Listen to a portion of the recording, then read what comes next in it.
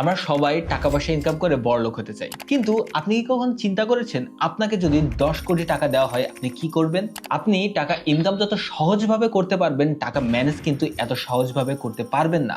2014 সালে আমেরিকাতেই প্রায় 28 লক্ষ লোক মারা গেছে, কিন্তু তার ভিতরে একজন বিখ্যাত ব্যক্তি ছিল রোনাল্ড রিড। সে তার মানি ম্যানেজমেন্ট করার জন্য অনেক বেশি ফেমাস হয় আমেরিকাতে। এই ব্যক্তি কিন্তু একজন ঝাড়ুদার ছিলেন, যিনি তার সারা জীবনে শুধুমাত্র ঝাড়ুদারের কাজই করেছেন। বাট মজার ব্যাপার কি জানেন, সে যখন মারা গিয়েছে তখন তার ব্যাংক অ্যাকাউন্টে 8 মিলিয়ন মার্কিন ডলার পাওয়া গেছে। এত টাকা তিনি কিভাবে পেলেন? তিনি কিন্তু কোনো ব্যাংক ডাকাতিও করেননি বা লটারিও জিতেননি। তিনি তার জীবনে যত টাকা ইনকাম করেছেন প্রতিটা টাকা থেকেই তিনি কিন্তু একটা অংশ সবসময় সেভিংস করেছেন, এবং এই সেভিংসই তার জীবনের শেষে এসে দাঁড়িয়েছে প্রায় 92 কোটি টাকা। তাই আপনি যদি আপনার কষ্টে ইনকাম করার টাকাকে নষ্ট না করতে চান, তাহলে আপনাকে অবশ্যই শিখতে হবে মানি ম্যানেজমেন্ট। তার জন্য বিশেষ একটা বই হলো দ্য সাইকোলজি অফ মানি।